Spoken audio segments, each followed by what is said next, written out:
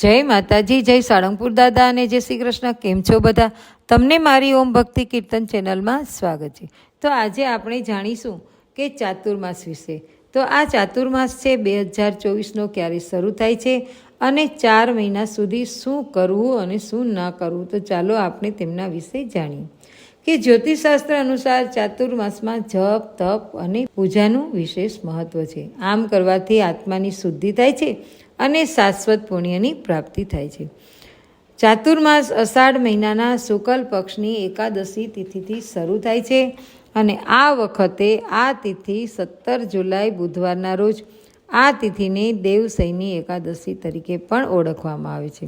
દેવશયની એકાદશીના દિવસથી ભગવાન વિષ્ણુ યોગ નિદ્રામાંથી ક્ષીરસાગરમાં જાય છે. ત્યારથી 4 મહિનાનો ચાતુર્માસ થાય છે. ચાતુર્માસ દરમિયાન લગ્ન, ગૃહ કાર્ય વગેરે જેવા શુભ અને શુભ કાર્યો થતા નથી. જ્યોતિષશાસ્ત્ર અનુસાર ચાતુર્માસમાં જપ, તપ અને પૂજાનું વિશેષ મહત્વ છે. આ કરવાથી આત્માની શુદ્ધિ થાય છે અને શાશ્વત પુણ્યની પ્રાપ્તિ થાય છે. તો ચાલો આવો જાણીએ આપણી ચાતુર્માસનું મહત્વ અને આ 4 મહિના શું કરવું જોઈએ અને શું ન કરવું જોઈએ. તો ચાતુર્માસ ક્યારે શરૂ અને ક્યારે સમાપ્ત થશે? અષાઢ માસના શુક્લ પક્ષની એકાદશી તિથિએ 17મી જુલાઈથી ચાતુર્માસ શરૂ થઈ રહ્યો છે અને કારતક માસના શુક્લ પક્ષની એકાદશી તિથિએ 12મી નવેમ્બરે સમાપ્ત થઈ રહ્યો છે. ચાતુર્માસમાં 4 મહિનાનો સમાવેશ થાય છે, જે શ્રાવણ, ભાદરવો, આસો અને કારતક મહિનાનો સમાવેશ થાય છે.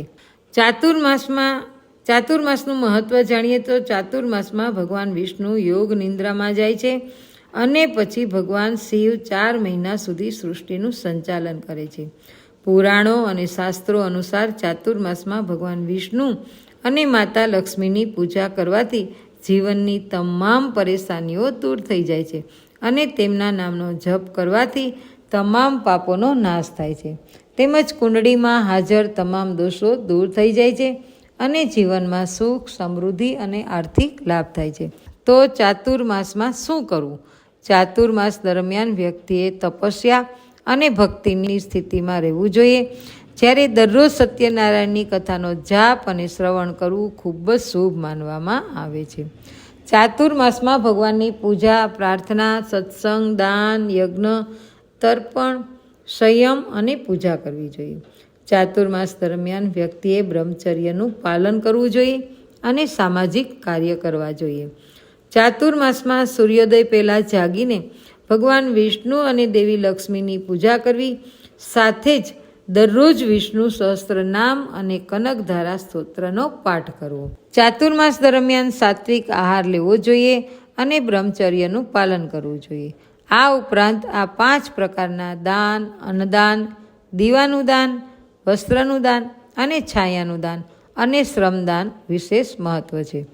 ચાતુર્માસ દરમિયાન મોટા ભાગે તો મૌન જ રહેવું જોઈએ અને દિવસમાં માત્ર એક જ વાર ભોજન લેવું જોઈએ.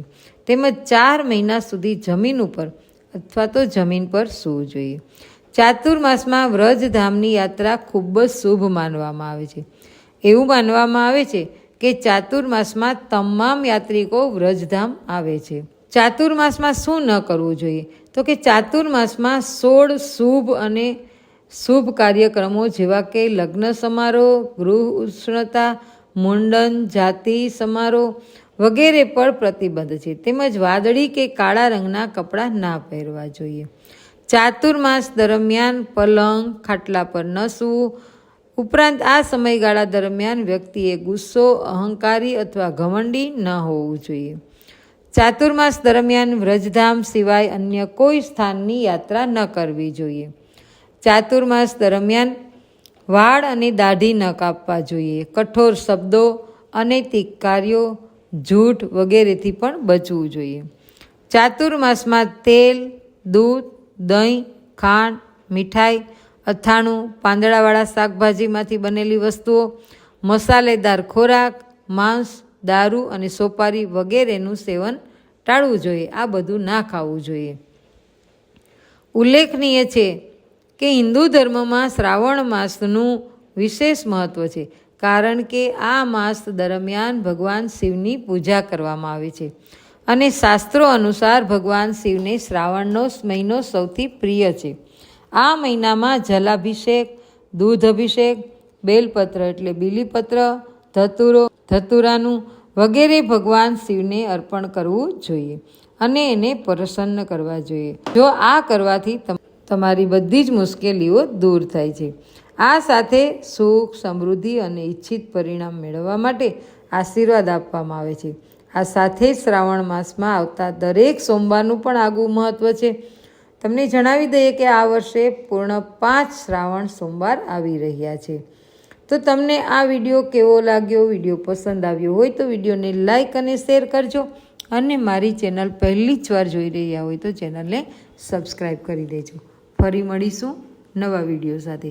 ત્યાં સુધી બધાને જય શ્રી કૃષ્ણ અને જય શિવ ભગવાન.